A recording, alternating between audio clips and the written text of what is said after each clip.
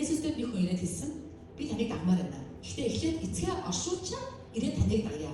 Гэтэл Есүс тэр хүнд юу гэж хэлсэн бэ? Үгүй чи үхсдээр оршуулвал харин чи намайг даг гэж хэлсэн. Өөрөөр хэлбэл энэ үг нь юу гэсэн үг вэ гэхээр тийм ээ итгэлийн амьдралаа ухаж болохгүй.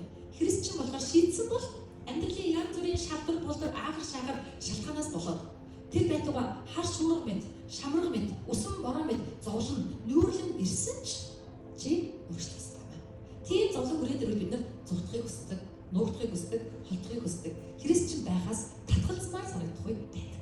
Харин тэр үед яг энэ нэмэгтэй шиг бие сул тавиад итгэл дээрээ төвлөрөөд нөхцөл байдлын аясаар өөрийгөө даатгавал Бурхан тэнд ажиллаад биднийг өөрчилдөг юм аа.